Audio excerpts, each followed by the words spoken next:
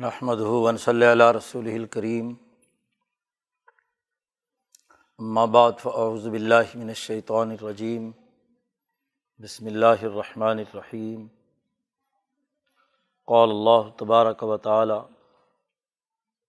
یا ایہا الذین آمنوا لا تأکلوا الربا اضعافا مضاعفۃ واتقوا اللہ لعلکم تفلحون۔ وعن علی رضی اللہ تعالی عنہ عن النبی صلی اللہ علیہ وسلم: کل قرض جر منفعۃ فہو الربا، او کما قال علیہ الصلاۃ والسلام۔ وقال النبی صلی اللہ علیہ وسلم: کانت بنو اسرائیل تسوسهم الانبیاء کلما ہلک نبی خلفہ نبی آخر، الا لا نبی بعدی سیکون خلفاء فیکثرون۔ وقال النبی صلی اللہ علیہ وسلم: لا تزال طائفۃ من امتی قائمین علی الحق لا یضرهم من خالفهم۔ وقال النبی صلی اللہ علیہ وسلم: لا یؤمن احدکم حتی اکون احب الیہ من والدہ وولدہ والناس اجمعین۔ صدق اللہ مولانا العظیم وصدق رسولہ النبی الکریم۔ معزز دوستو، دین اسلام انسانی زندگی کے لیے ایک کامل اور مکمل نظام حیات عنایت کرتا ہے۔ کل انسانیت کی زندگی کے جتنے بھی شعبے ہیں اس سے متعلق قرآن حکیم نے ہدایات اور رہنمائی دی ہے۔ نہ صرف ہدایات بلکہ ایک کامل اور مکمل نظام بھی واضح کیا ہے۔ اللہ کو چونکہ انسانیت بہت محبوب ہے، انسانیت کی بقا، اس کے احترام، اس کے امن و امان، اس کی معاشی ضروریات کی کفالت کے لیے ایک جامع اور کامل مکمل نظام حیات اللہ پاک نے عنایت فرمایا ہے۔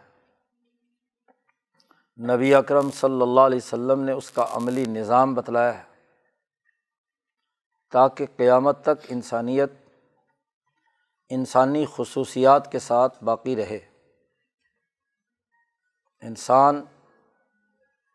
نہ تو جانور بنے اور بہیمی خصلتوں کا عادی ہو جائے، اور نہ ہی وہ انسانیت کے دائرے سے نکل کر کسی تخیلاتی روحانیت کی طرف مائل ہو، بلکہ انسان رہے۔ اور انسان کی انسانیت کو باقی رکھنے کے لیے سب سے جامع اور بہترین طریقہ کار وہ ہے جسے پیارے نبی حضرت محمد مصطفیٰ صلی اللہ علیہ وسلم نے واضح کیا ہے۔ نہ تو خشک زاہدوں، رشیوں اور منیوں اور تنہائی میں زندگی بسر کرنے والے صالحین اور نیک لوگوں کا طریقہ کار اختیار کیا ہے کہ وہ انسانی جسم کے تقاضوں کو سرے سے نظر انداز کر دیتے ہیں، اور نہ ہی جسمانی لذتوں میں منہمک وہ لوگ جو اپنے روحانی تقاضوں کو اور اپنے انسانی تقاضوں کو نظر انداز کر دیتے ہیں، بلکہ ایک ایسا جامع نظام جس میں انسان کی روح بھی ترقی کرے، وہ بھی اللہ کی معرفت حاصل کرے،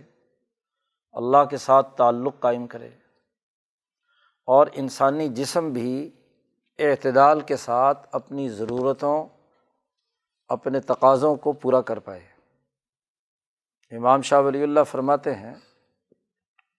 کہ انسان کو اللہ سے جوڑنے کے دو ہی طریقے ہیں۔ پہلا طریقہ یہ ہے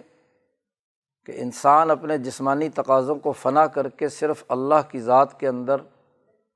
ایسے منہمک ہو کہ دنیا کے تمام تعلقات منقطع کر دے۔ یہ طریقہ کار کل انسانیت کے لیے نہیں ہو سکتا، الا ماشاء اللہ کوئی مخصوص لوگ ہوں، وہ کوئی اس طریقے سے اپنے لیے کردار ادا کرے، جیسے بڑے بڑے اولیاء اللہ یا مجذوب لوگ کرتے ہیں۔ اور ایک طریقہ وہ ہے جو کل انسانیت کے لیے ہے، اور وہ طریقہ یہ ہے کہ ان کے جسمانی تقاضوں کو ایک ڈسپلن میں لایا جائے، اس کی اصلاح کی جائے، اس کے اندر جو بڑی ہوئی خواہشات اور لذتیں ہیں انہیں کم کیا جائے، اور انہیں ہر ایک مرحلے پر یہ باور کرایا جائے کہ ان کا ایک خالق و مالک اللہ تبارک و تعالیٰ ان کا شہنشاہ مطلق ہے، اس کے حکم کی پابندی کرنا یہ اس کی دنیاوی بقا کے لیے بھی ضروری اور ناگزیر ہے، اور موت کے بعد بھی اس کی آخرت میں کامیابی کی ضامن بھی ہے۔ تو دین اسلام ایک ایسا جامع نظام حیات دیتا ہے جس میں ان دونوں تقاضوں میں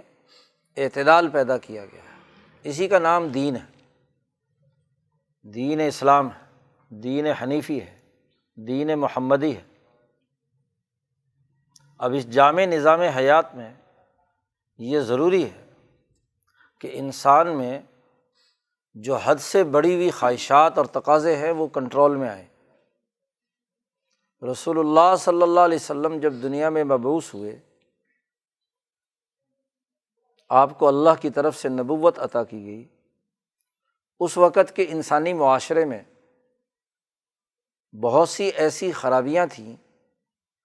کہ انسانوں کی اکثریت جانوروں کی سطح پر اتری ہوئی تھی۔ قیصر و کسریٰ کا نظام تھا، 1000 سال تھے۔ مکہ مکرمہ میں ابو جہل، عتبہ شیبہ اور قریشیوں کی ایسی حکومت تھی جو انسانوں کے ساتھ جانوروں والا معاملہ کرتی تھی، بہیمیت غالب تھی، دوسرے انسانوں کو حقیر سمجھنا، ان پر ظلم ڈھانا، ان کے حقوق توڑنا، ان میں مسکنت پیدا کرنا، غربت اور افلاس اگانا، بد امنی پیدا کرنا وغیرہ وغیرہ بہت سی خرابیاں تھیں، اور ایسے ہی کفر و شرک میں وہ مبتلا تھے۔ اللہ کا انکار اور انسانیت کی توہین، یہ دو باتیں اس معاشرے میں پائی جاتی تھیں۔ قیصر و کسریٰ کا بھی یہی عالم تھا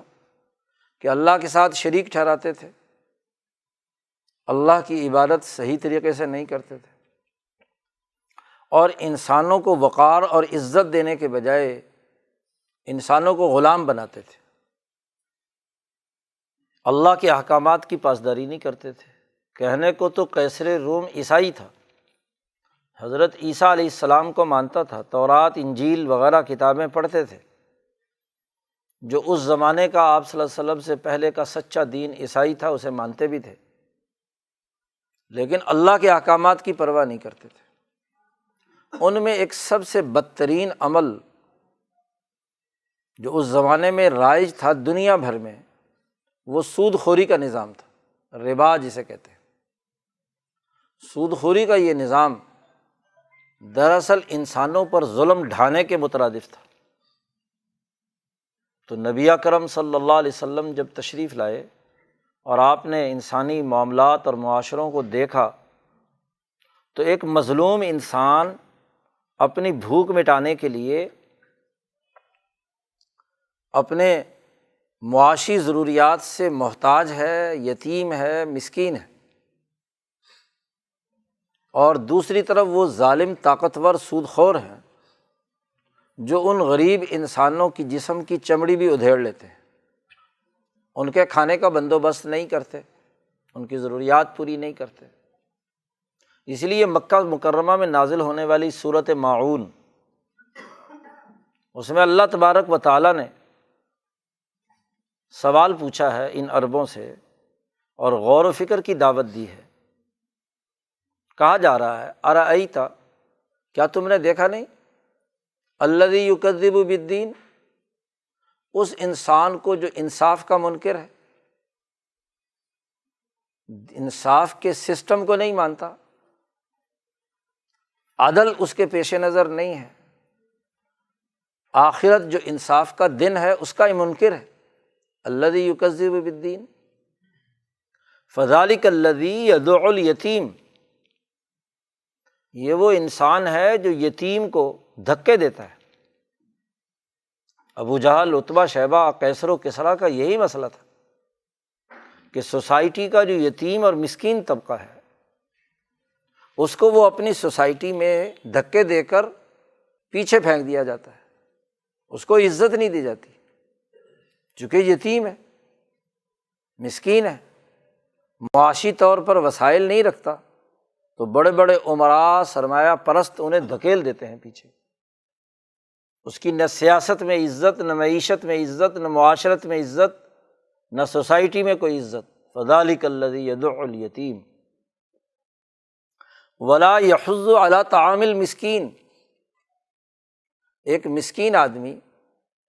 جس پر غربت چھائی ہوئی ہے، اس کے کھانے کا یہ بندوبست نہیں کرتا، اس کی ضروریات کو پورا نہیں کرتا۔ اور پھر ایک اور بڑی اہم بات کہی، ابراہیم علیہ السلام کے زمانے سے اس اسماعیلی نسل میں جو قریش مکہ کی صورت میں تھی، نماز کا ایک تصور موجود تھا، عبادت کا، بظاہر وہ خانہ کعبہ کا حج بھی کرتے تھے اور اپنے خیال کے مطابق نماز بھی پڑھتے تھے، تو اللہ نے کہا فویل للمصلین، ہلاکت ہے ان نمازیوں پر، تباہی اور بربادی ہے ان نمازیوں پر کہ جو نماز کے تقاضوں سے غافل ہیں۔ نماز دکھاوے کی پڑھتے ہیں، لوگوں کو دکھانے کے لیے نماز، اور نماز کا تقاضا کیا تھا کہ وہ یتیم اور مسکین کے کھانے کا بندوبست کرتے، غریبوں کی ضروریات کو پورا کرنے کے لیے کردار ادا کرتے۔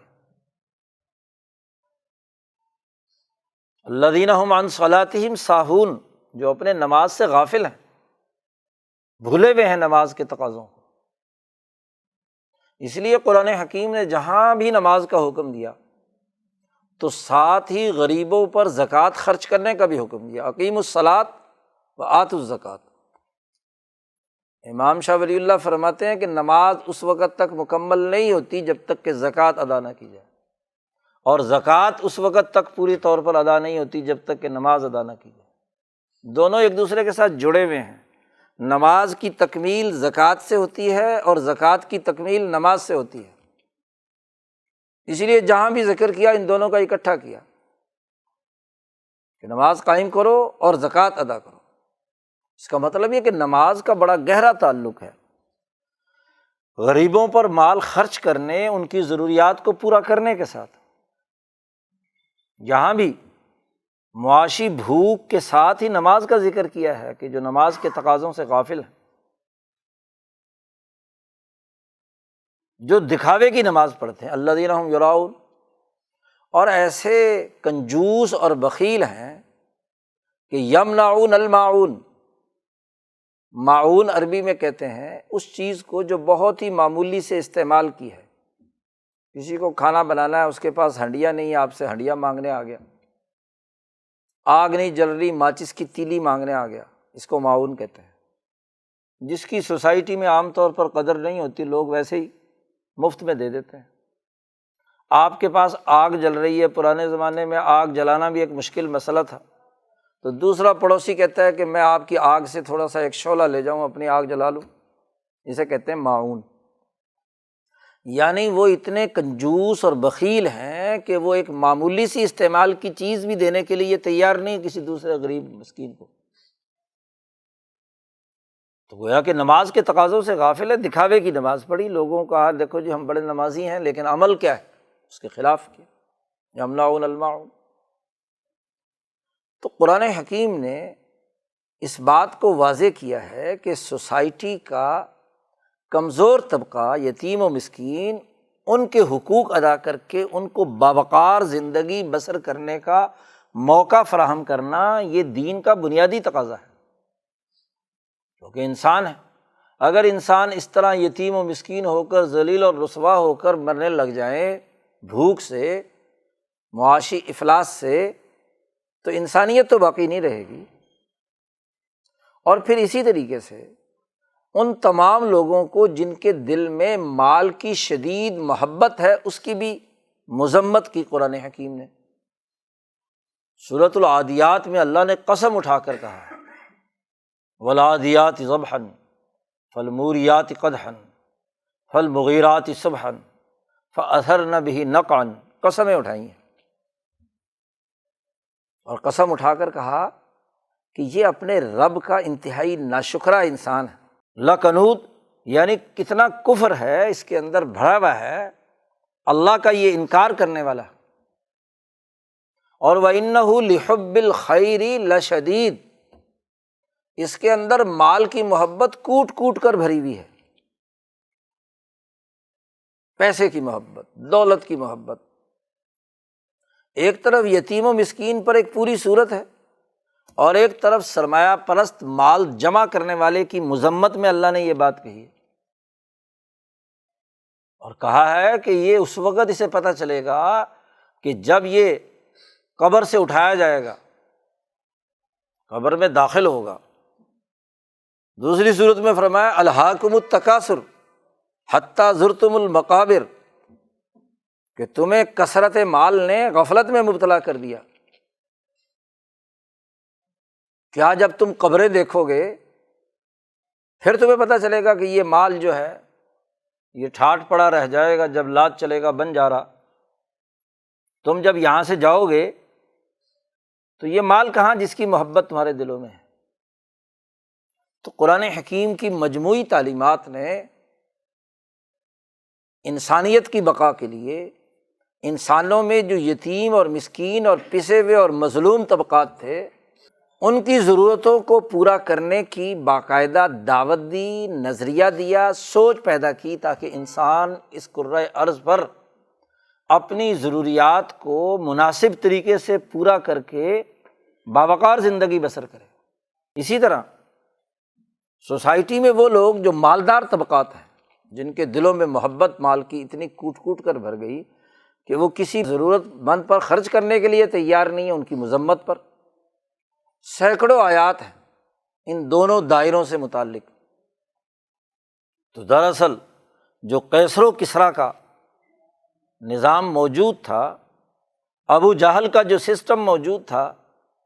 مکے کے ظالموں کی جو خرابیاں تھیں، جہاں ان میں شرک تھا، کفر تھا، بد امنی تھی، وہاں معاشی حوالے سے سب سے بڑی خرابی یہ تھی کہ ضرورت مندوں کی ضرورت پوری نہیں کی جاتی تھی، انسانوں کو بے وقار اور ذلیل کیا جاتا تھا، ان کی رسپیکٹ نہیں کی جاتی تھی، انسانی بقا کے لیے کردار ادا نہیں کیا جاتا تھا۔ تو نبی اکرم صلی اللہ علیہ وسلم نے اس پورے ماحول کو دیکھ کر وہ نظام حیات مرتب کیا، مدینہ منورہ میں جا کر ریاست مدینہ تشکیل دی، جس میں وہ سسٹم بنایا کہ ہر وہ عمل جو معاشی معاملات سے متعلق ہے اور اس میں سود خوری کا، خرابی کا کوئی عمل ہے تو اسے دور کر دیا جائے۔ اسی ظلم و ستم کے حوالے سے ایک سب سے بڑی خرابی سود خوری کی تھی، اس لیے سود خوری کی ممانعت کر دی گئی، سود کو ناجائز قرار دے دیا گیا۔ یہ آیت مبارکہ جو ابھی خطبے میں تلاوت کی ہے، اس میں اللہ پاک فرماتے ہیں یا ایھا الذین آمنو، اے ایمان والو جو اللہ پر ایمان لائے ہیں، اللہ پر تمہارا یقین ہے، لا تاکلوا الربا اضعافا مضاعفۃ، سود خوری مت کرو،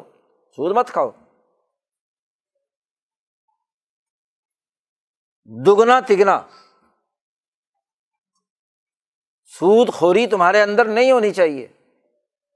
تو سود کا جو عمل چل رہا تھا اس کی ممانعت کر دی۔ یہ اضعافا مضاعفتاً بھی اس تناظر میں ہے کہ وہاں کے ظالم نظام میں کسی آدمی نے سود پر پیسے لیے اور اس کی مدت جو اس نے مقرر کی تھی اس میں پیسے ادا نہیں کر سکا، تو اگلی مدت مانگنا چاہتا ہے تو اس سود کو اصل کے ساتھ ملا کر مزید اضافہ کر دیا۔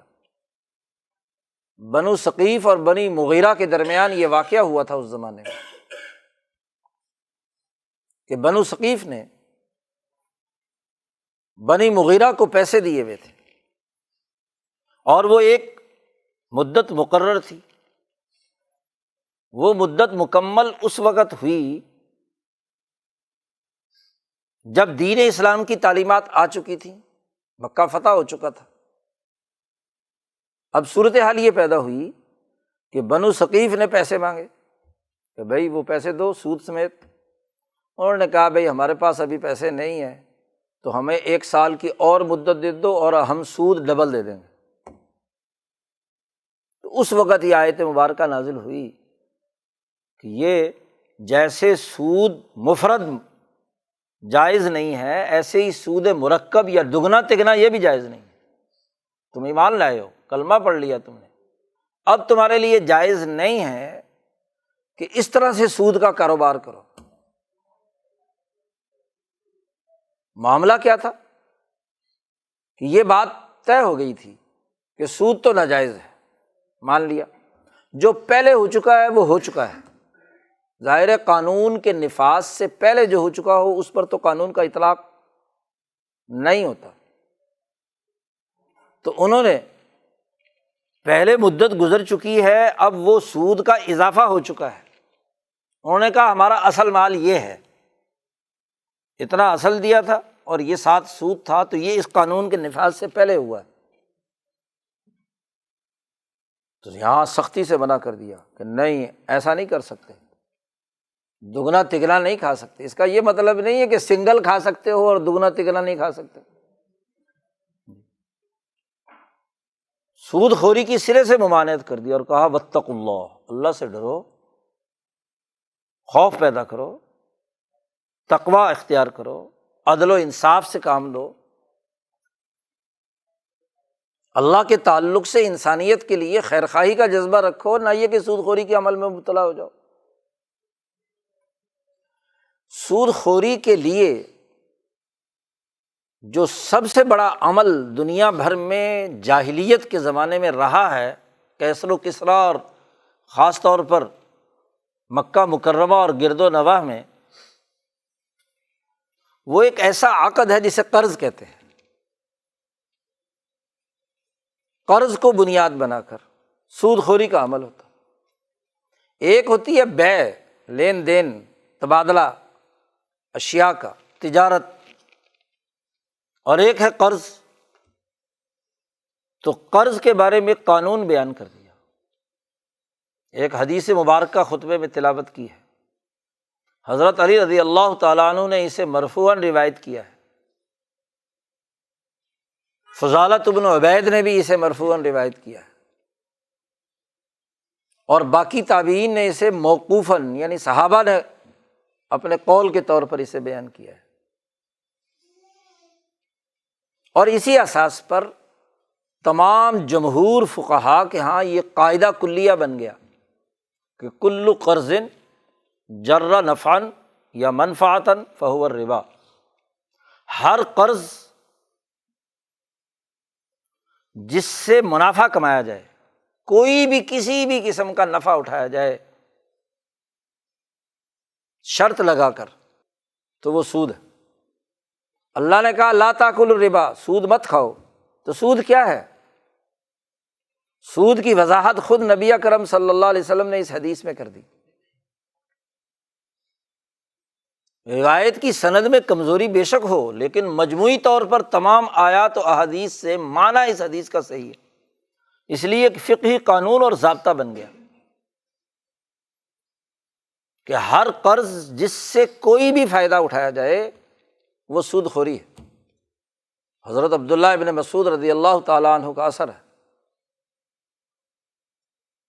کہ ان کے سامنے ایک آدمی نے کہا کہ میں نے دوسرے آدمی کو 500 قرض دیا ہے اس شرط پر کہ تیرے پاس ایک گھوڑا ہے، میں گھوڑا استعمال کیا کروں گا جب بھی مجھے ضرورت پیش آئے گی، تیری سواری استعمال کیا کروں گا۔ تو عبداللہ ابن مسعود رضی اللہ تعالیٰ عنہ سے کہا یہ تو سود ہے، تم اس کے گھوڑے پر سواری نہیں کر سکتے، ممنوع ہے، سود خوری ہے۔ ابن سیرین کا قول ہے اور تابعین کا قول ہے کہ کسی بھی قسم کی منفعت اٹھانا، جس کو قرض دیا ہے، کوئی بھی فائدہ اٹھانا، حتیٰ کہ تابعین کے معاملات تو یہ تھے کہ اگر کسی کو قرض دیا ہے تو اس کی دیوار کے سائے میں بھی نہیں بیٹھتے تھے کہ میں نے اس کی دیوار سے کیا ہے، سائے میں نفع اٹھایا ہے، گرمی سے بچ کر اس سے بچاؤ کے لیے دیوار کا سایہ استعمال کیا ہے۔ اس لیے قرض لینے والا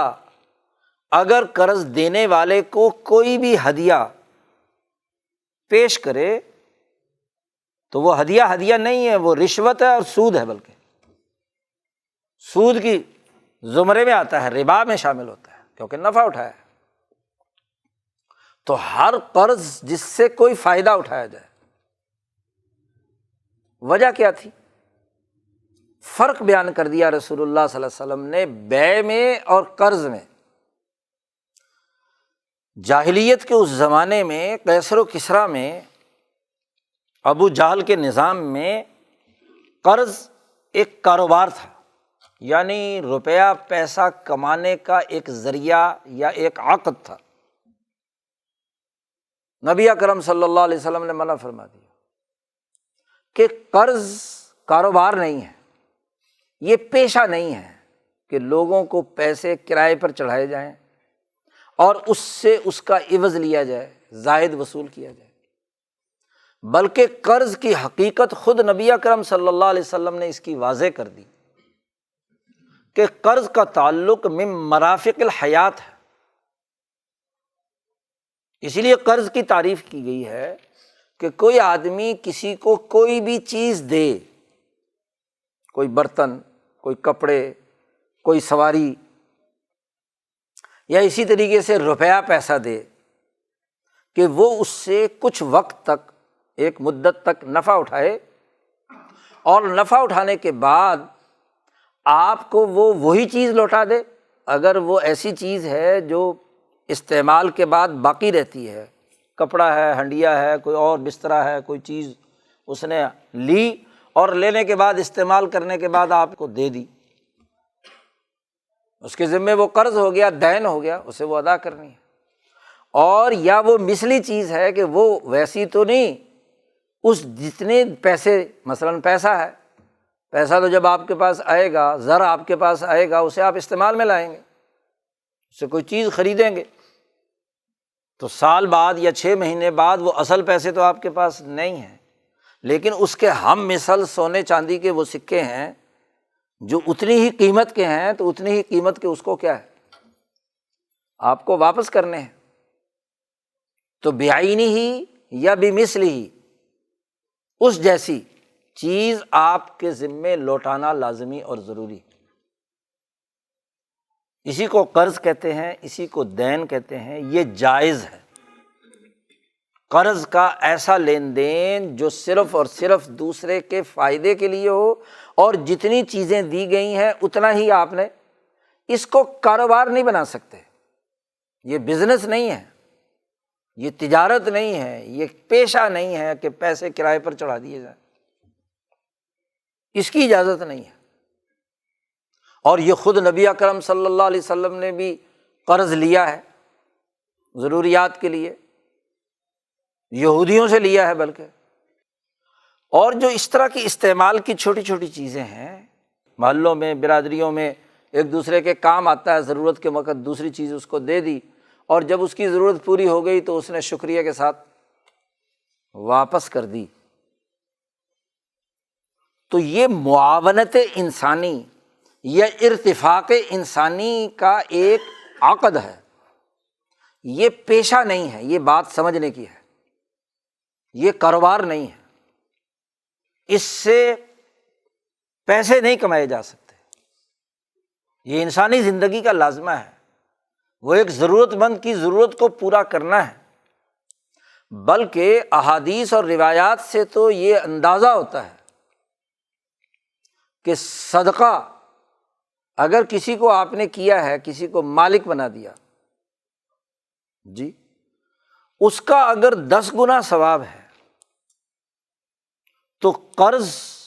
جو خالصتاً دوسرے کے فائدے کے لیے، منفعت کے لیے آپ نے دیا، کوئی شرط نہیں لگائی، اس کا 18 گنا فائدہ ہے، زیادہ فائدہ ہے۔ وجہ کیا ہے کہ ایک آدمی کو اپنی ضرورت پوری کرنے کے لیے آپ نے وہ پیسے دیے یا کوئی چیز دی، اس نے استعمال کی، اب اس کی ضرورت پوری ہو گئی، اس نے وہ چیز آپ کو لوٹا دی، آپ نے وہ کسی دوسرے آدمی کو دے دی، وہ تیسرے آدمی کو دے دی، چوتھے آدمی کو، تو کتنا فائدہ ہو گیا اس کے لیے کہ سوسائٹی کے پسے ہوئے یتیم، مسکین، کمزور لوگ جو ہیں، بہت ساروں نے اس سے فائدہ اٹھا لیا۔ ملکیت اگر ہو گئی کسی دوسرے کی صدقہ کر کے تو صرف اسی کے پاس رہے گی نا، اور بسا اوقات اس کی جب ضرورت پوری ہو جاتی ہے تو اس کے لیے وہ چیز کیا ہوتی ہے؟ فالتو ہوتی ہے۔ تو اس طرح ایک چیز گردش میں زیادہ آئے گی، زیادہ لوگوں کو نفع پہنچے گا۔ تو قرض کو انسانی نفع کے لیے استعمال میں لانا، یہ دین اسلام کی بنیادی روح ہے۔ اور قرض کو پیسہ کمانے کا پیشہ بنا لینا، اس کو ناجائز قرار دے دیا۔ بلکہ اس کے مقابلے میں کہا گیا کہ ان تقرضوا اللہ قرضا حسنا، اگر تم اللہ کو قرض دو گے، قرض حسنا، تو اس کا ثواب آگے دگنا تگنا قرآن نے بیان کیا ہے۔ تو اللہ کو قرض دو، یعنی جب آپ کسی اپنے مسلمان بھائی خیر خواہی کے لیے اس کی ضرورت اور اس کی تکلیف کو دور کرنے کے لیے کوئی چیز دے رہے ہیں، استعمال کے لیے دے رہے ہیں، قرض دے رہے ہیں، تو اس کی تکلیف دور کر رہے ہیں اللہ کے بندے کی، تو دراصل اللہ کو قرضہ دے رہے ہیں نا۔ ایک ہے انفاق مال کہ آپ خرچ کر کے، صدقہ خیرات کر کے اس کو دے دیں، اس کی ملکیت میں منتقل کر دیں کہ لو اس کو جیسے چاہے استعمال کرو، تمہاری ملکیت میں ہے۔ صدقہ تملیک کا نام ہے، زکوٰۃ تملیک کا نام ہے۔ لیکن قرض کا لفظ یہاں کہا، من ذا الذی یقرض اللہ قرضا حسنا، کون ہے جو اللہ کو قرضہ دے، قرض حسنا۔ یہاں بھی قرض کا لفظ استعمال کیا ہے، قرض حسن کا لفظ استعمال کیا ہے۔ تو قرض حسن وہی ہے جو ایک نہیں، دو نہیں، 4، 10، 15 جتنے بھی لوگ ہیں ان کو وہ آپ بار بار دیتے رہیں اور ان کی ضروریات پوری کرتے رہیں۔ اسی لیے نبی اکرم صلی اللہ علیہ وسلم نے فرمایا کہ جو کوئی آدمی کسی دوسرے انسان کی تکلیف میں سہولت پیدا کرے، کوئی بھی کربہ، کوئی تکلیف ہے، مصیبت ہے، اس کو اس کے لیے ہلکا سانس دلوا دیں اسے۔ جس نے دنیا کی قربات میں سے کسی مصیبت کو، کسی کو سانس دلوایا، حوصلہ دلوایا، اس کی ضرورت پوری کی، تو اللہ تبارک و تعالیٰ قیامت کے دن قیامت کی جو مصیبتیں اور تکلیفیں ہیں اس کو اس سے دور کر دے گا۔ ایسے ہی صدقے کا ذکر ہے، ایسے ہی قرض کا ذکر ہے۔ تو قرض کی بنیادی روح وہ انسانیت کے نفع کے لیے اس کا ایسا استعمال ہے کہ اس پر کوئی بھی کسی قسم کی زائد چیز وصول، کوئی کسی قسم کا نفع اس سے، قرض دار سے کسی بھی قسم کا نفع نہ اٹھایا جا سکے۔ یہ اس کی بنیادی روح ہے۔ اس لیے آپ صحابہ کے اقوال، تابعین کے اقوال، اولیاء اللہ کے اقوال اس معاملے میں دیکھیں گے کہ انہوں نے قرض دینے والے سے یہ کہا ہے کہ جس نے قرض مانگا ہے اس کی کوئی بھی معمولی چیز استعمال نہیں کر سکتے۔ حتیٰ کہ کہا ابو بردہ جو ابو موسیٰ اشعری کے بیٹے ہیں، صاحبزادے ہیں، یہ یمنی لوگ ہیں، وہ جب مدینہ آئے تو حضرت عبداللہ ابن سلام رضی اللہ تعالیٰ عنہ جو یہودیوں کے بھی بڑے عالم تھے، تورات کے حافظ بھی تھے اور قرآن کے حافظ بھی تھے، صحابی رسول ہیں، حضور صلی اللہ علیہ وسلم جب مدینہ منورہ میں تشریف لائے تو یہ عبداللہ ابن سلام جو یہودیوں کے سب سے بڑے عالم اور حافظ تورات تھے، یہ آئے اور رسول اللہ صلی اللہ علیہ وسلم سے 3 سوالات کیے۔ گزشتہ کسی جمعے میں نے بیان کیا تھا سوالات کے، اور انہوں نے کہا کہ تورات میں لکھا ہے کہ جو آدمی ان کے صحیح جواب دے گا وہ نبی ہے، تو آپ نبی ہیں یا نہیں ہیں، آپ کے پہچاننے کا میرے پاس یہی ہے کہ آپ ان سوالوں کے جوابات دیں۔ رسول اللہ صلی اللہ علیہ وسلم نے جوابات دیے تو انہوں نے کہا آپ برحق نبی ہیں، فوراً کلمہ پڑھ لیا، اشہد ان لا الہ الا اللہ و اشہد ان محمد رسول اللہ، کلمہ پڑھ لی، مسلمان۔ تو تورات میں بھی سود خوری کی اور قرض کو پیشہ بنانے کی ممانعت سختی کے ساتھ ہے، قرآن میں بھی ہے۔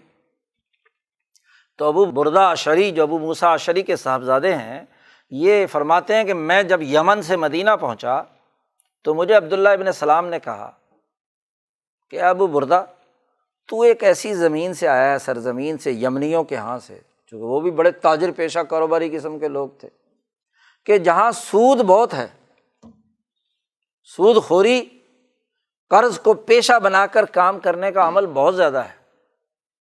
یاد رکھنا، بات سمجھ لے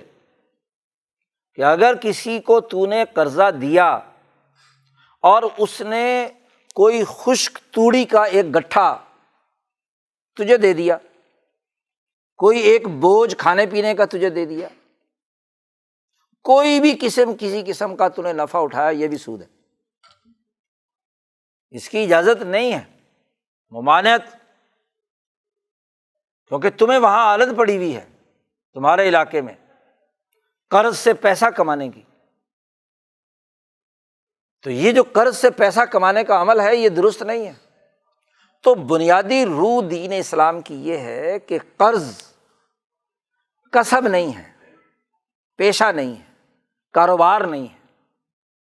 قرض انسانی فلاح و بہبود اور انسانیت کو نفع پہنچانے کا ہے، اس لیے اس کو شریعت کی اصطلاح میں عقد تبرع کہا جاتا ہے، کہ آپ نے کسی کے ساتھ خیرخواہی کی ہے، اپنی مرضی سے اس کے فائدے کے لیے کوئی چیز دی ہے، یہ عقد جو ہے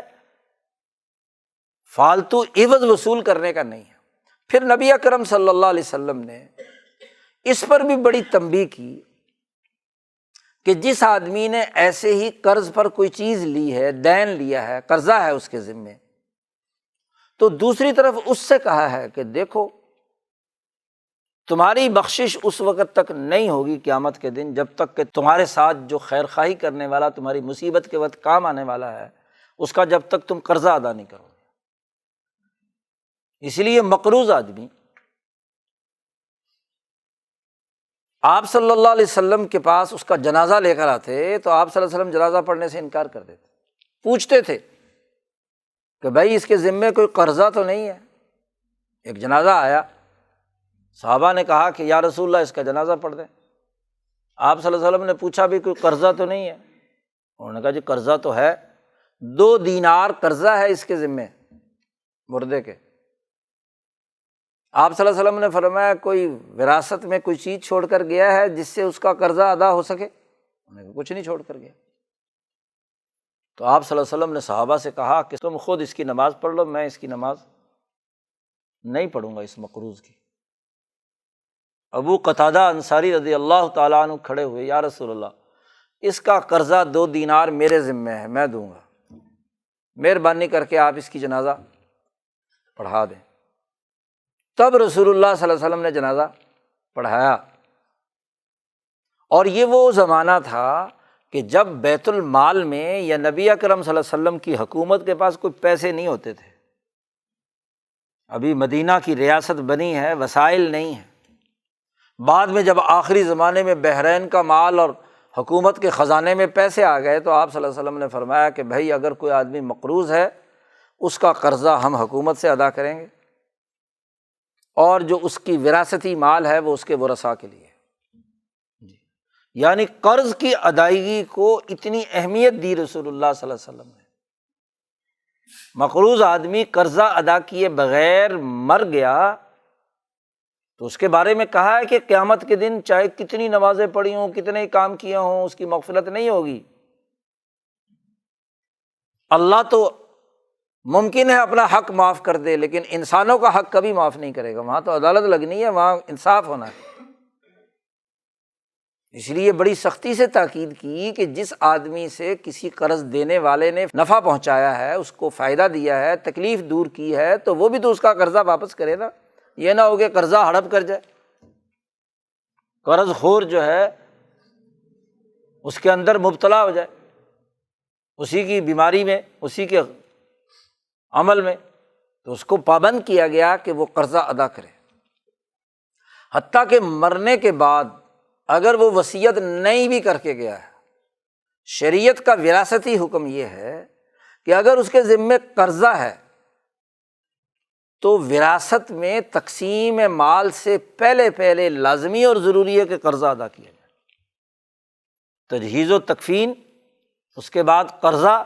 پھر جو باقی مال بچے گا وہ وراثت میں جائے گا۔ تو قرض دینے والے کو جتنے فضائل بیان کیے ہیں اتنے ہی کیا ہے، قرض جو لینے والا ہے اس کو بھی ذمہ دار ٹھہرایا ہے کہ وہ قرضہ ادا کرے، کیونکہ کوئی فالتو چیز تو دینی نہیں، جتنا ہے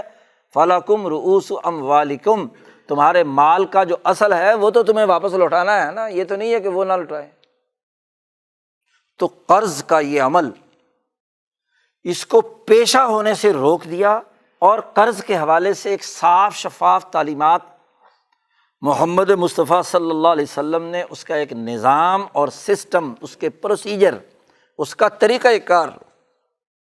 وہ آپ نے وضع کر دی۔ ہمیشہ سے جب بھی دنیا پر جاہلیت طاری ہوتی ہے،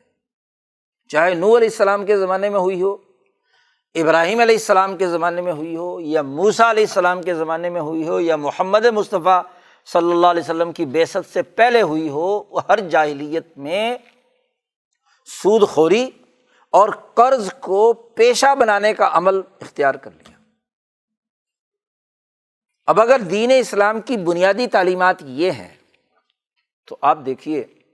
آج کی جو جاہلیت جدیدہ پچھلے 300 سال سے پوری دنیا پر مسلط ہے، جسے سرمایہ داری نظام کہا جاتا ہے، اس کی سب سے بڑی خرابی ہی یہ ہے جو کیسر و کسریٰ والی تھی، کہ قرض کو کاروبار بنا دیا، روپے پیسے کو کرائے پر چڑھاؤ، قرضہ دو اور مقروض سے سود وصول کرو، پیسے وصول کرو، یہ ایک پیشہ بن گیا۔ سرمایہ داری نظام کی سب سے بڑی خرابی سودی قرض ہے، کہ چونکہ یہ زر ہے، ایڈم اسمتھ لکھتا ہے، جو سرمایہ داری کا بانی ہے دولت اقوام میں، کہ دنیا بھر سے زر اکٹھا کرو اور زر سے زر کماؤ۔ زر سے زر کمانا بیع کے ذریعے سے ہو، یعنی خرید و فروخت کے ذریعے سے ہو، یا سود خوری کے ذریعے سے ہو، قرض کے ذریعے سے ہو، کسی طرح بھی ہو، زر کو زر بنانا چاہیے، پیسے سے پیسہ کمانا چاہیے، بس اس کے علاوہ اور کوئی شکل۔ پیسے کا انسانی نفع کا استعمال کی سوچ سرمایہ داری نظام میں شامل نہیں ہے۔ خرابی جو بنیادی ہے وہ قرض کو پیشہ بنانے سے متعلق، اور یہ پورا 300 سال ہو گیا ہے۔ پوری دنیا پر جہاں جہاں سرمایہ داری نظام قائم ہوا، اور خاص طور پر کمپنیوں کی حکومت قائم ہوئی، ایسٹ انڈیا کمپنی سے لے کر آج کی ملٹی نیشنل کمپنیوں تک، برطانیہ فرانس کی ظالمانہ حکومتوں سے لے کر آج کی سرمایہ دار حکومتوں تک، ان کے معاشی نظام کی بنیاد ہی قرض پر سود وصول کرنے سے، قرض کو پیشہ بنا لیا، قرض کو کسب کا ذریعہ بنا لیا۔ ورنہ دنیا بھر میں تجارت تو لوگ کرتے تھے، تجارت ہی کے لیے یہ کمپنی ہندوستان آئی تھی، ایسٹ انڈیا کمپنی، جس کو مغل حکمرانوں نے یہاں تجارت کرنے کی اجازت دی تھی۔ تو تجارت ایک ایسا معاملہ ہے جس سے پیسے کمائے جاتے ہیں، بزنس ہے، لیکن قرض کو بزنس کا ذریعہ بنا لینا یہ دین اسلام کی تعلیمات سے بالکل متصادم اور انسانیت دشمنی کا عمل۔ اچھا، دنیا بھر میں اس لوٹ مار کے ذریعے سے، قرضوں کے اس نظام کے ذریعے سے، پہلے دنیا بھر کے ملکوں کو غلام بنا کر ذلیل اور رسوا کیا، مسکین بنایا، یتیم بنایا۔ اگر ہم یہاں ہندوستان میں، بر عظیم پاک و ہند میں، بنگال میں انگریز آیا تو دراصل اسی قرض کے ذریعے سے ہی سارا مال لوٹا ہے انہوں نے جی۔ سب سے پہلے کاشتکاری تھی بنگال میں، صنعت تھی کپڑے کی، کاروبار تھا یہاں کے لوگوں کا، اور 100 سال ایسٹ انڈیا کمپنی نے جو کاروبار لندن میں اور انڈیا کے درمیان کیا، اس میں انڈیا کی تجارت کو زیادہ نفع ہوا اور برطانوی بحیثیت قوم کو نقصان ہوا۔ اس کی بیلنس شیٹ جو برطانوی دارالعوام میں پیش کی گئی تھی اس کے مطابق ہندوستان کو فائدہ تھا تجارت میں، برطانیہ کو نقصان تھا۔ تو وہاں کے لارڈز نے فیصلہ کیا تھا کہ کمپنی پر پابندی لگائی جائے، یہ ملک کے لیے نقصان دہ ہے، تجارتی بیلنس شیٹ برطانیہ کے حق میں نہیں تھی۔ تو کیا طریقہ کار اختیار کیا کہ یہاں کمپنی کی حکومت نے ظالمانہ ٹیکس لگا دیا اس مزدور پر، کسان پر جو کپڑا بناتا تھا، کپڑے بنانے کی صنعت پر، اس کاشتکار پر جو فصل اگاتا تھا اس کی زمینوں پر ظالمانہ ٹیکس لگا کر کہا کہ یا تو ادا کرو، ادا نہیں کر سکتے، ان کی فصلیں اٹھا لی، ان کی پیسے اٹھا لیے، اور باقی پیسے ان کے ذمے قرض بنا دیے، اور اس قرض پر سود در سود۔ یہ بے تو نہیں ہے نا، لوگ کہتے ہیں کہ جی کمپنی نے ہندوستان پر کیسے قبضہ کیا، وہ تو تجارت کر رہی تھی، تو تجارت میں اتنا پرافٹ ہوتا ہے کہ ہندوستان جو کل دنیا کی 25% دولت کا مالک تھا، انگریز یہاں سے گئے تو صرف 2% کا رہ گیا، 23% دولت جو یہاں سے لوٹ کر لے گئے، تو یہ کاروبار کی وجہ سے ہوتا ہے ایسا نہیں۔ اس نے یہاں اس کاشتکار کو، اس دستکار کو جو کپڑا بنتا تھا، ہندوستان کی بنگال کی ململ اتنی باریک تھی کہ انگوٹھی کی چھوٹی سی رنگ کے اندر سے پورا تھان گزر جاتا، اتنی نفیس ململ بنتی تھی، ان پر ظالمانہ ٹیکس لگا کر اس کو قرض قرار دے دیا، اور اس قرض پر سود لگانا شروع کر دیا، سود وصول کرنا شروع کر دیا، اور پھر سال بعد نہیں دے سکتا تو اگلے سال دگنا، اضعافا مضاعفتاً، جو قرآن نے کہا ہے، دگنا تگنا چوگنا، اور جب بالکل ادا کرنے کے قابل نہیں تو اس کی زمین قرق کر لی، اس کی صنعت پر قبضہ کر لیا، اس کے کاموں پر قبضہ کر کے ان کو ظالمانہ سزائیں دے کر ان کے انگوٹھے کٹوا دیے، ان کو ذلیل اور رسوا کیا۔ تو قرض کا چکر تھا نا جس سے لوٹ کھسوٹ ہوئی ہے، قانونی بیع کے ذریعے سے تو کوئی چیز بھی لوٹی نہیں جا سکتی تھی۔ تو قرض کے نظام سے ہندوستان، پاکستان کا یہ علاقہ کنگال ہوا۔ خوشحال ترین شہر تھا ملتان، شکارپور، لاہور، پشاور، کابل، لیکن یہ قرضے کے چکر میں انگریزوں نے ان کو مقروض بنا کر سود در سود وصول کرنا شروع کر دیا۔ ایک تاجر محنت کرتا ہے، کاروبار کرتا ہے، اگر اس پر ظالمانہ ٹیکس لگا دیے جائیں اور ٹیکس کو بھی سود کے ساتھ ملٹی پلائی شروع کر دی جائے تو وہ کب تک پے کر سکتا ہے؟ ایک کاشتکار کب تک پیسے دے سکتا ہے؟ تو اس ظالمانہ طریقے سے قرض کے اس چکر کے نام پر لوٹ مار شروع کر دی، اور جب لوٹ مار مکمل ہو گئی اور پیٹ بھر گیا، یہاں کے دنیا بھر کے یہ مظلوم خطوں سے جو کچھ نکالنا تھا وہ نکال لیا، اور یہاں آزادی کی تحریکیں چلیں،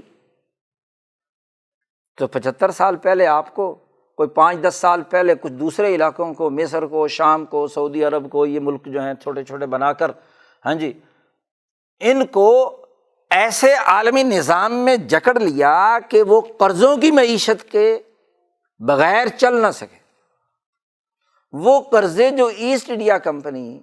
یا برطانوی شہنشاہیت جس کے ذریعے سے دولت چوس رہی تھی، بہت بڑا ہتھیار مل گیا ان کے پاس کہ قرض ایک پیشہ ہے، قرض ایک کاروبار ہے، جو قرض لے وہ سود بھی دے، اور سود بھی اضعاف مضاعفہ، ڈبل ٹبل ٹریبل، یہ سود اس کے ذریعے سے قبضہ کیا گیا۔ تو انہوں نے کہا یہ تو بہت اچھا طریقہ ہے، سمپل بے کاروبار سے، بزنس سے تو آدمی اتنے پیسے نہیں لوٹ سکتا۔ تو اب اس کو امریکہ کی قیادت میں 1944 اور 45 میں بریٹن ووڈ کانفرنس میں اس کے اندر ایسا نظام بنا دیا کہ دنیا کے ملکوں کو بظاہر آزاد کر دو، گورے انگریزوں کے بجائے کالے انگریزوں کے حوالے کرو، اور ان سے معاہدہ کر لو کہ اب ممالک ہم سے قرضہ لیں گے، ہمارے ورلڈ بینک سے، IMF سے، جی، اور قرضے کا سود ادا کریں گے۔ آپ اندازہ لگائیں، ابھی پاکستان بنا نہیں تھا 1946 میں، 45 میں IMF بنا ہے، ورلڈ بینک بنا ہے، سال بعد ہی IMF اور ورلڈ بینک کے نمائندے یہاں پہنچ گئے، انڈیا سے بھی بات کی کہ انڈین اسٹیٹ بینک، اس کو آزادی ہم تب دیں گے بینک آف انگلینڈ سے کہ جب وہ یہ معاہدہ کرے کہ وہ ہم سے قرضہ لے گا، قرضوں کی بنیاد پر معیشت چلائے گا، اور آپ کے مجوزہ اسٹیٹ بینک کے بارے میں بھی آپ سے معاہدہ کیا گیا کہ آپ اپنے پیسوں سے اپنا ملک نہیں چلا سکتے، اور چونکہ لوٹ اتنا چکے تھے کہ اپنے پیسے سے اپنا ملک چلنا مشکل تھا، 60 کروڑ پاؤنڈ کا قرضہ پاکستان پر تھا 1947 میں، اور ہندوستان کا جتنا حجم تھا اس کے مطابق 60 کا دگنا تگنا قرضہ انڈیا پر تھا۔ اسٹیٹ بینک جو پورے پیسے کی سرگرمیوں کو کنٹرول کرتا ہے، مالیاتی سرگرمیوں کو کنٹرول کرتا ہے، وہ قرضے کے اس نظام کو اپنائے گا۔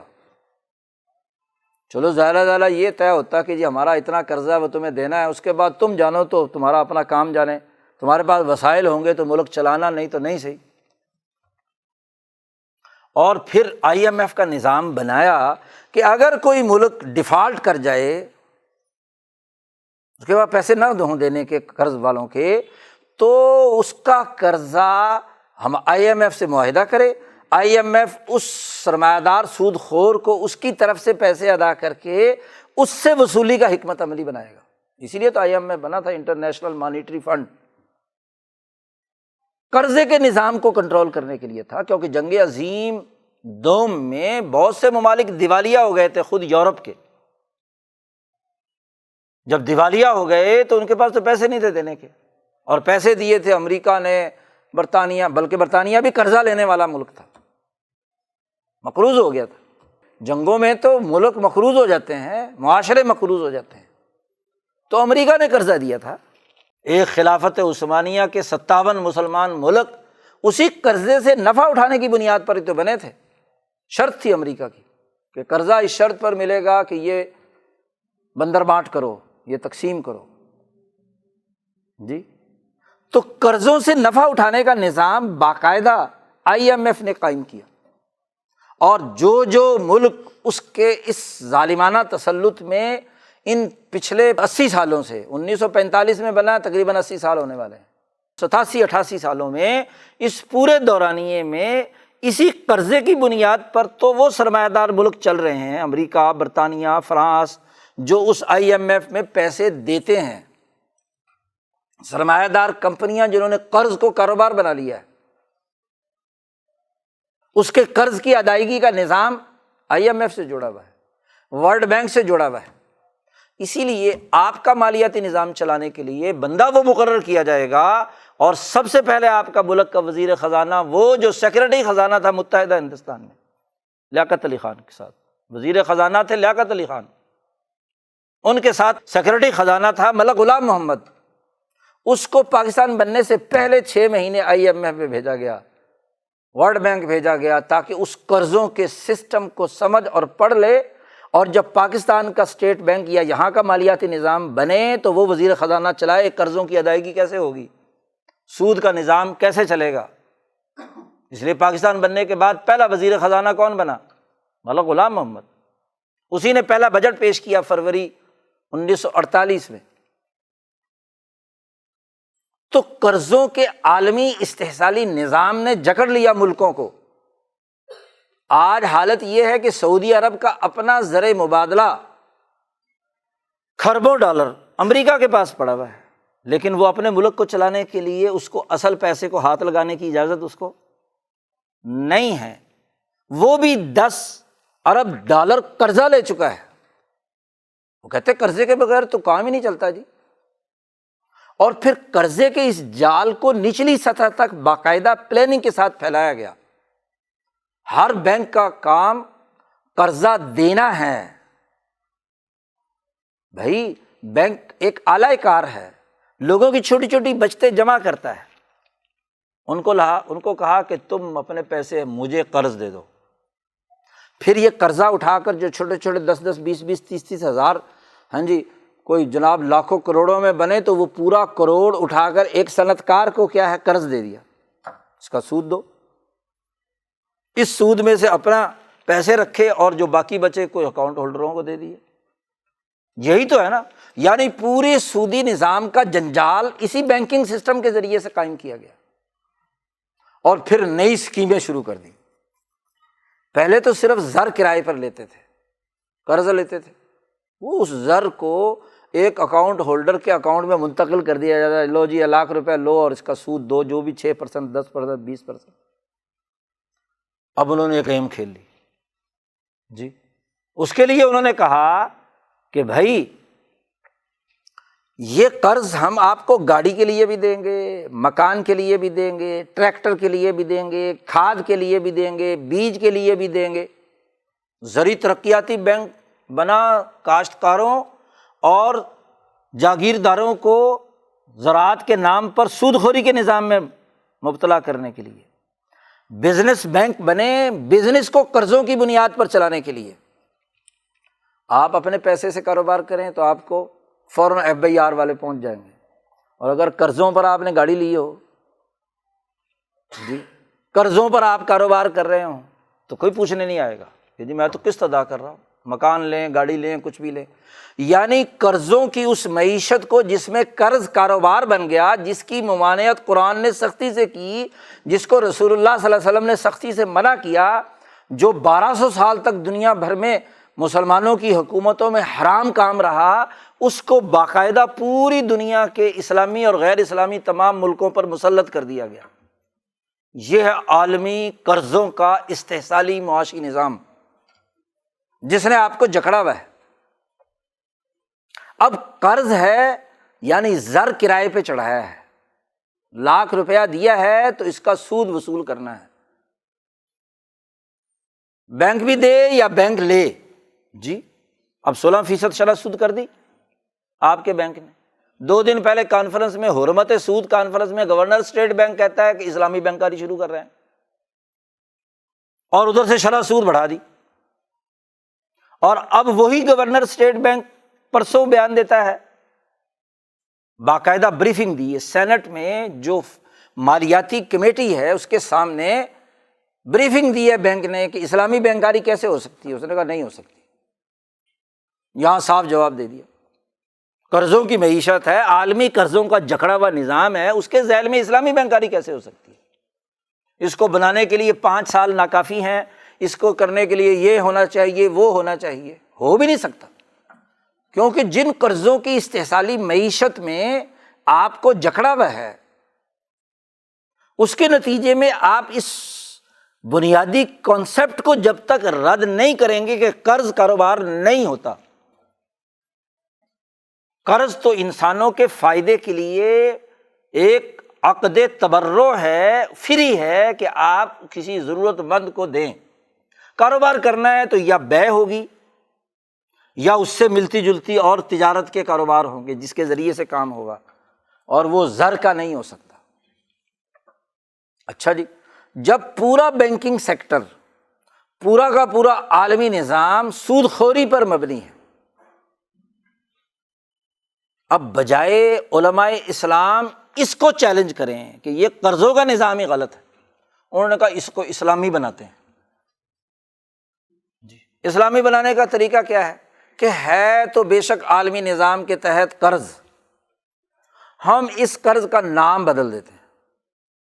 جی۔ نام بدل دیا۔ جس زمانے میں ضیاء الحق نے 1980 کی دہائی میں بینکوں سے زکوٰۃ کاٹنی شروع کی تھی، زکوٰۃ کا نظام بنا کر، تو ہمارے انہی اسلامی بینکاری والے علماء نے اپنے ابا جان اور اپنے سارے جتنے بھی بڑے بڑے علماء کے فتوے پچھلے 100 سال سے تھے کہ بینک کے پاس جو پیسہ ہوتا ہے وہ قرض ہوتا ہے، تو انہوں نے فتویٰ دیا کہ قرض نہیں ہے بلکہ امانت ہے، بینک امین ہے، اور امین ہونے کی وجہ سے چونکہ ابھی اکاؤنٹ ہولڈر کی ملکیت میں ہے، لہذا اس پر جو زکوٰۃ واجب ہوگی وہ امین کو اختیار ہے کہ وہ اس میں سے زکوٰۃ کاٹ لے۔ اچھا جی، جب امین ہے، آپ کی بات مان لی بالفرض، حالانکہ قرض ہے، تمام عالمی نظام سے ہٹ کر آپ کوئی نظام چلا رہے ہیں، آپ کا اسٹیٹ بینک اس سے ہٹ کر ہے، آپ کا بینک اس سے ہٹ کر ہے نہیں، تو جب یہ امانت ہے تو امانت میں بے کہاں سے آ گئی؟ اب اس کو مزید بدلنے کی کوشش کی کہ جی اب اس کو ایک بے بنا دو اور بے کے ساتھ اجارہ شامل کر لو، کرائے پہ، یہ مکان کا پیسہ آپ کو دے رہے ہیں، مکان ہمارا ہے، آپ کو کرایہ دینا ہے، یعنی جتنی سود کی قسط ہوتی ہے اتنا ہی تقریباً آپ کرائے کے نام پر وصول کر رہے ہیں، تو کان ادھر سے نہیں پکڑا، ادھر سے پکڑ لیا۔ گاڑی کی جتنی سود کی قسط دینی ہے اتنی ہی قسط آپ کے اسلامی بینک سے کیا ہے، بلا سود بینکاری کے نام پر دی جانی ہے، تو کیا فرق ہوا؟ اور ٹیکنیکلی تو کوئی فرق نہیں ہے، کائبور کی بنیاد پر سودی نظام چلتا ہے اور اسی کی بنیاد پر کیا ہے، اسلامی میں نفع یا کرایہ چلتا ہے، تو حقیقی فرق اور جوہری فرق کیا ہوا؟ بنیادی کنسپٹ کو چیلنج کرنے کی ضرورت ہے کہ قرض یا زر یہ کاروبار کے لیے نہیں ہے، یہ پیشہ نہیں ہے، اس کا نام جو مرضی بدل دو۔ اور آج المیہ اس قرض کے عالمی نظام کا آپ اندازہ لگائیے کہ پوری دنیا اس وقت پریشان ہے، خود وہ جنہوں نے قرض وصول بھی کرنا ہے۔ اس کی سب سے بڑی مثال یہ پچھلے ہفتے جو بالی میں کانفرنس ہوئی ہے G20 کی، 20 بڑے بڑے سرمایہ دار ملک جمع ہوئے ہیں، سر جوڑ کر بیٹھے ہیں، جس میں امریکہ بھی ہے، روس بھی ہے، چین بھی ہے، سارے ممالک وہاں پر سرمایہ دار ملک، خاص طور پر چین اور امریکہ سر جوڑ کر بیٹھے ہوئے ہیں کہ اس قرضوں کے نظام سے، عالمی قرضوں کے نظام کے بارے میں محتاط اندازہ اس میں جو رپورٹ پیش کی گئی کہ 200 ارب ڈالر کے قریب ترقی پذیر ملکوں پر قرضہ ہے۔ یہ تو بہت ہی تھوڑا سا انہوں نے آن ریکارڈ قبول کیا، ورنہ اس سے زیادہ کھربوں کا قرضہ ہے۔ اب اس قرضے کے نتیجے میں ممالک ڈیفالٹ ہو رہے ہیں، جس کی سب سے بڑی مثال سری لنکا اور دوسرے 2-3 ملک ہیں،